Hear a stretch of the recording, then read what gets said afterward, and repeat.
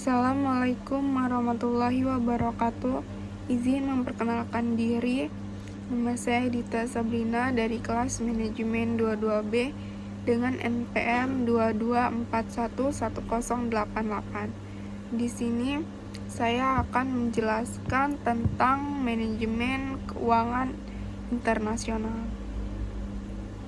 Yang pertama ada pengertian dari manajemen keuangan internasional. Manajemen keuangan internasional ialah perencanaan, pengorganisasian, dan pengendalian keuangan perusahaan multinasional atau multinational corporation yang lazim disebut MNC. Perusahaan multinasional ialah perusahaan yang beroperasi di seluruh dunia. Mereka adalah perusahaan-perusahaan besar yang dimiliki oleh kaum kapitalis global yang pusatnya di Kanada, Amerika Serikat, Jepang, Jerman, Italia, Prancis, dan Inggris. Perusahaan-perusahaan itu lazim disebut konglomerat global atau kapitalis global. Mereka tidak mengenal negara, bangsa, tanah air, dan mengembangkan kapitalnya. Sehingga perusahaan-perusahaan tersebut menguasai ekonomi dunia dan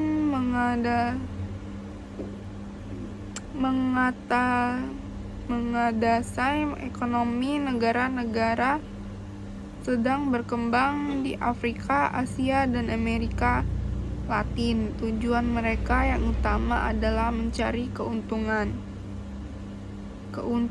internasional. Keuntungan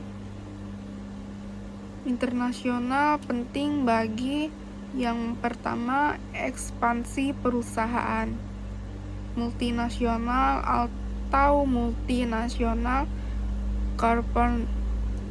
corporation atau MNC ke negara-negara sedang berkembang atau NSB.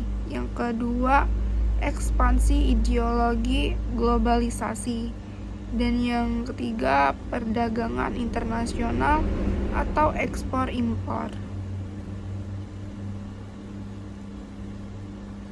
Para pemikir ekonomi liberal menyatakan bahwa ekspansi MNC ke negara-negara sedang berkembang merupakan lokomotif pembangunan di NSB.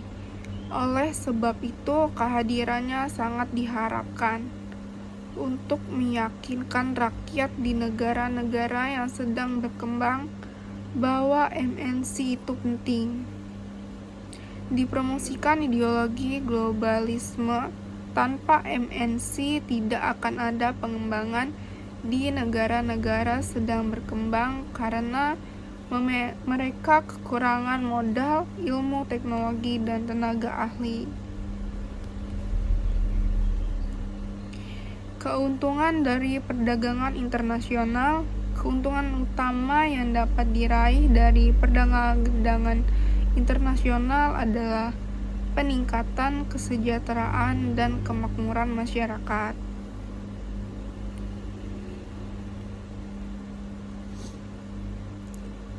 Suatu negara dapat menikmati keuntungan tersebut dengan menspesialisasikan diri untuk memproduksi barang dan jasa yang memiliki keunggulan komparatif. Artinya, barang dan jasa tersebut dapat diproduksi dengan lebih efisien. Ceteris paribus, apabila semua negara menyadari manfaat potensial yang bisa diraih dari perdagangan internasional dan mampu mengidentifikasi keunggulan komparatifnya, maka pilihan macam produk dan kuantitasnya serta kapasitas produksi nasional akan dapat ditingkatkan. yang pada akhirnya akan meningkatkan kesejahteraan. Berikutnya, pentingnya manajemen keuangan internasional. Pengetahuan manajemen keuangan internasional membantu dalam hal penting, yaitu manajemen keuangan internasional membantu manajer keuangan memutuskan bagaimana pengaruh berbagai kejadian-kejadian internasional terhadap perusahaan dan langkah-langkah apa yang dapat diambil untuk memanfaatkan perkembangan positif dan menghindarkan perusahaan dari dampak negatif. Manajemen keuangan internasional membantu manajer mengantisipasi kejadian dan membuatnya mampu mengambil keputusan yang menguntungkan sebelum kejadian-kejadian tersebut terjadi.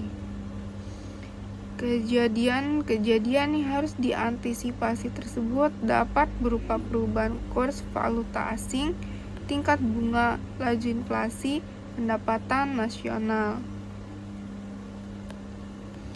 Berikutnya ada resiko manajemen keuangan internasional. Resiko lain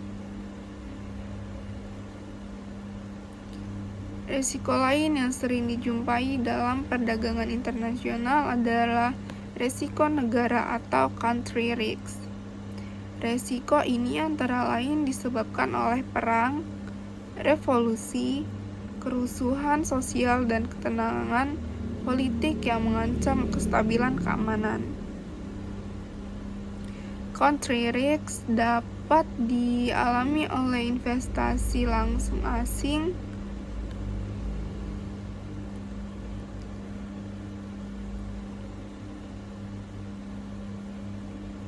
kreditur internasional, dan pihak-pihak yang terlibat dalam perdagangan dan investasi internasional. Country risk umumnya akan semakin besar jika terdapat perjanjian atau kesepakatan perdagangan antar negara.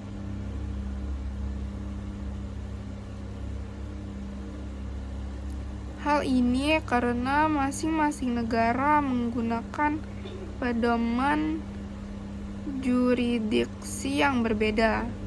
Resiko-resiko tambahan lain yang sering ada dalam perdagangan internasi. Sekian penjelasan saya tentang manajemen keuangan internasional. Terima kasih. Assalamualaikum warahmatullahi wabarakatuh.